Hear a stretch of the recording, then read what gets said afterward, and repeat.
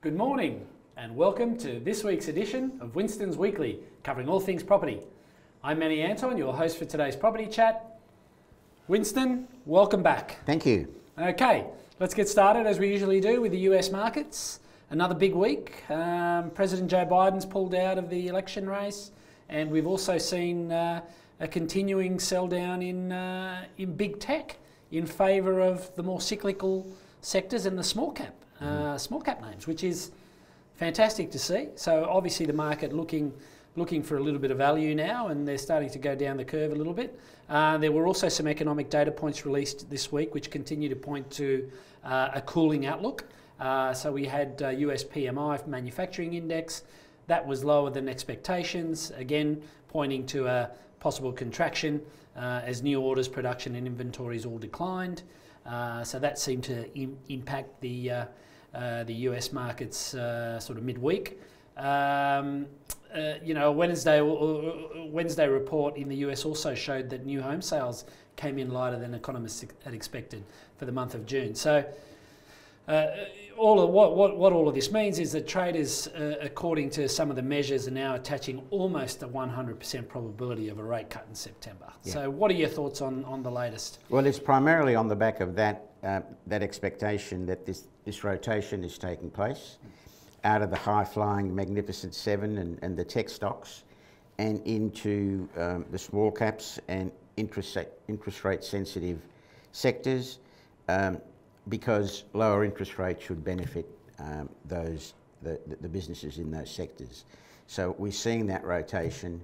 But again, we have to wait for more data to come out, and there is time until the Fed decides whether or not they're going to cut, but the indications are that there will be a cut. In Australia, whilst it is a slightly different scenario, but we'll go into that shortly. Okay. Well, let's turn our attention then to domestic markets. Let's look at office. Now, the reason I bring office up is this week we've seen some numbers in the press and also some further discussion around the state of vacancy rates in office property particularly. And specifically there was some numbers that came out of Melbourne which suggest that Melbourne's actually, you know, that vacancy is now sitting around close to 20% in the office space.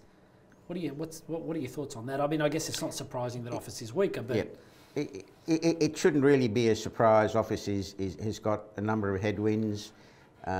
Working from home situation continues to be Mondays and Fridays being very low in terms of people coming into the city, into the CBD.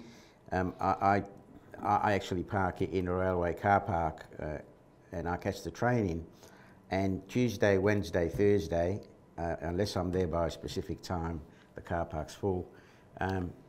This morning there were 91 spots available in 160 car parks. So, and maybe the weather has something to do with it as well, the rain, keeping people away. So office does have some issues.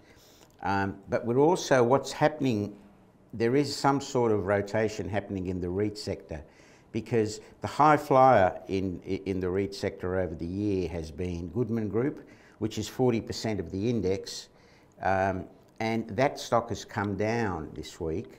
And I think there is going to be some rotational, the money hasn't quite made its way into the other stocks as well. But I think after the results, post the results, there will be some flows going into the smaller cap REITs around the place once the results are out through August. And is that just a function of Goodman's being priced, sort of to perfection versus some of the others, or is it more a case when you're saying there might be some rotation out to get exposure to different sectors that Goodman is offering? Well, it's just that it's been such a strong performer. It was up for the year some 50-60%. And just to show you the impact, a week ago, the index, the REIT index, was up 8.4% for the month to date. As of yesterday, it's down 2.5.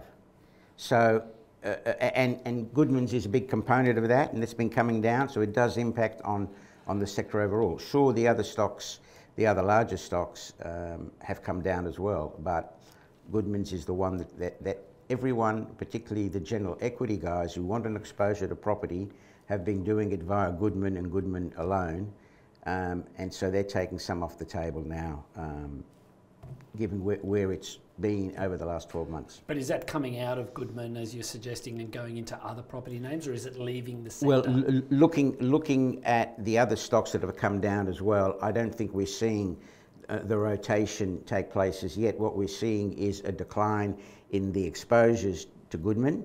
As a precursor, I think it's probably fund managers are waiting for the results to determine where they're going to put their money after the results. Okay, understood. All right, well, let's move on to the next point. Now, last week we discussed lifestyle communities. At that point, they had been beaten within an inch of their lives. What's the latest in this space? The stock seems to have settled at around the mid $9 level. There's been no new news one way or the other in terms of the action that's been taken by a number of residents at their Euree property in Victoria.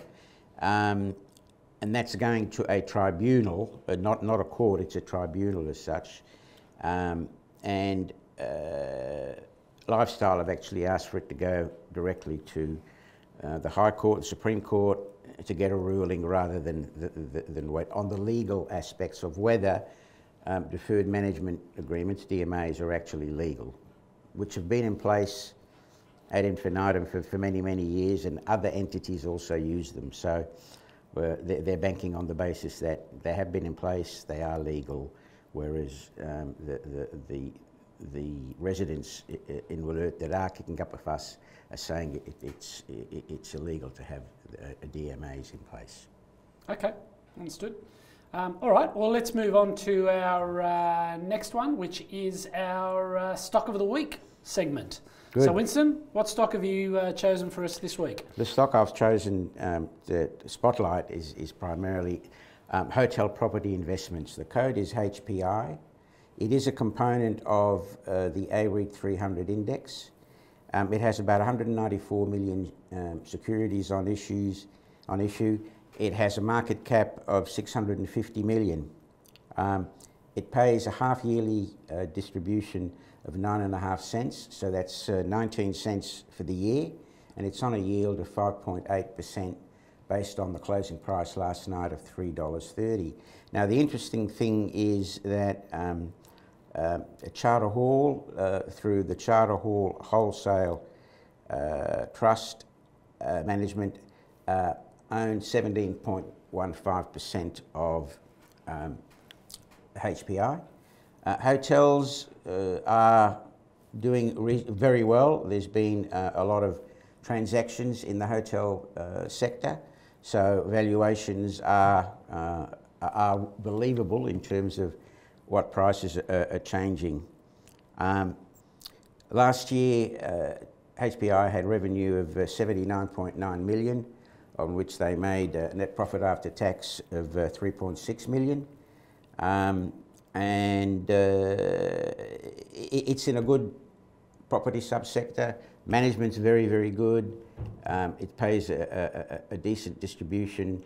I think it's something worth looking at going forward. Okay, fantastic.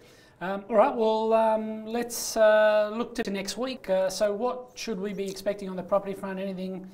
Any material news we need to be aware of that the market's waiting on, or is it? Well, as I've said over the last couple of weeks, stocks are in blackout mode primarily because the results are due in August, and we should then start seeing some of the results filter through from the end of next week through the following weeks. So all of those will be looked at with interest in terms of the valuations, particularly in office, in terms of the outlook that management is sort of working out what's going to happen over the next 12 months or so, and so that should give some guidance to investors going forward. Okay, Winston, thank you for your time today as always and your insights. It's a pleasure. Excellent. And we will be back with another edition of Winston's Weekly next Friday. Until then, have a great day and a fabulous week next week. We'll see you then. Bye.